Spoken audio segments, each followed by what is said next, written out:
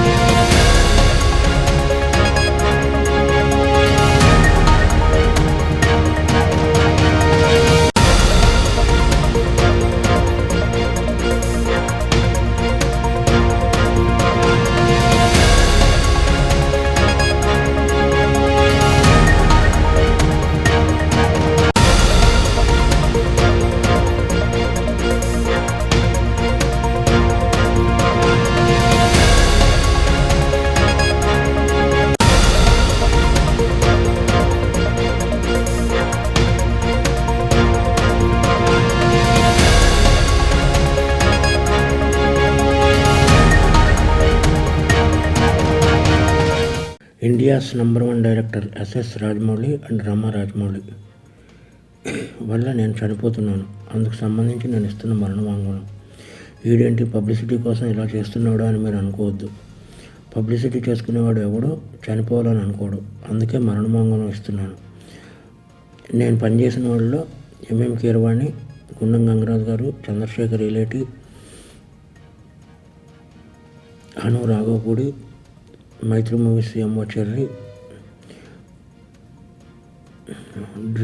Dream farmer Sudheer, ఇలా list చెప్పుకుంటూ పోతే చాలా ఉంది. వీళ్ళందరికీ మా ఫ్రెండ్షిప్ గురించి తెలుసు. మేము ఎంత క్లోజ్ ఫ్రెండ్స్ ఏంటి అనేది అందరికీ తెలుసు. స్టోరీలోకి వస్తే మాది 1990 నుంచి ఫ్రెండ్స్. మాది 34 సంవత్సరాల ఫ్రెండ్షిప్. రామాయణం, మహాభారతం ఆడవాళ్ళ వల్ల జరిగాయి అంటే ఏంటో అనుకున్నాను, కానీ ఒక అమ్మాయి వల్ల మేము ఇలా అవ్వాల్సి వస్తుందని కళ్ళలో కూడా ఊహించలేదు. అందరి జీవితాలలోనే మా జీవితంలో కూడా ఒక అమ్మాయి ప్రవేశించింది. ముందు రాజమౌళి, తర్వాత నేను. As it is triangle love story, Arya 2.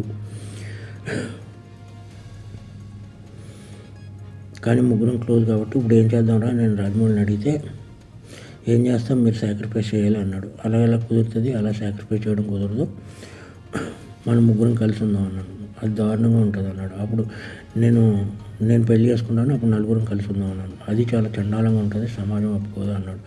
పరిస్థితి ఏంటంటే కాలం అన్నీ మార్చేస్తుంది, మీరు సాక్రిఫైస్ అవ్వండి అన్నాడు. ఓకే అని చెప్పి నేను సాక్రిఫైస్ అయిపోయాను. ఎందుకంటే కెరియర్ బిగినింగ్లో ఉన్న ఎవరో వర్క్ లేదు. ఇదంతా శాంతినివాసన్ కంటే ముందు జరిగిన విషయం.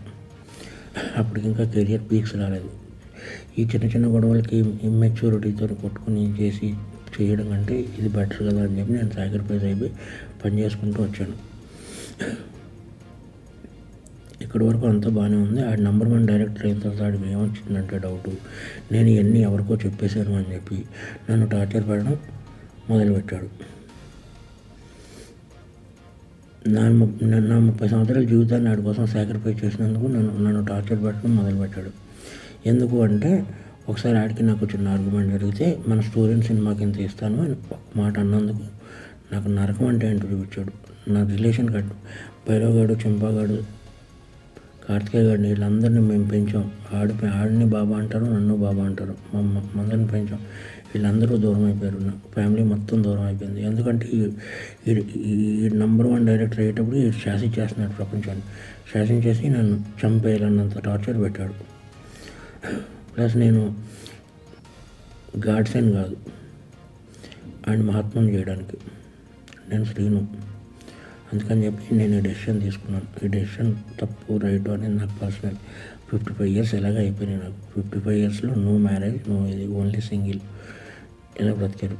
బట్ ఇలా నా వల్ల నా జీవితంలో ఎవరి జీవితం అవ్వకూడదని యూత్కి నేను ఇచ్చే సలహా ఏంటంటే, కెరియర్ని బిల్డ్ చేసుకోండి, అమ్మాయిల జోలికి వెళ్ళకండి. ఇది ఫ్రెండ్స్ నేను చెప్పదలుచుకున్నది. ఎందుకంటే ఏం లేదు, బాధ వస్తుంది. ఒక ఫ్రెండ్ వల్ల నా జీవితం ఇలా అయిందా. ఒక ఫ్రెండ్ కదా, ఫ్రెండ్ ఎప్పుడో అక్కడ అమరేశ్వర్ క్యాంప్ నుంచి మెడ్రాస్ వెళ్ళి, మెడ్రాస్ నుంచి వైజాగ్ వెళ్ళి వైజాగ్ నుంచి హైదరాబాద్ వచ్చి ఎన్నో కలలు కానీ ఫైనల్గా నేను ఏ డిస్టర్బ్ చేయకపోయినా సరే వీడందరికీ చెప్పేసి ఉంటాడని ఒకే ఒక రీజన్తో నన్ను టార్చర్ పెట్టడం మొదలుపెట్టాడు. కాబట్టి మీ అందరితో షేర్ చేసుకుని అట్లీస్ట్ ఆడికి చెప్పినా అర్థమవుతలేదు కాబట్టి మీ అందరితో షేర్ చేసుకోవాలని చెప్పి షేర్ చేసుకుంటున్నాను. ఇది ప్లస్ ఇంకొకటి, ముగ్గురు మధ్య జరిగిన దానికి సాక్ష్యాలు అది ఏముండు.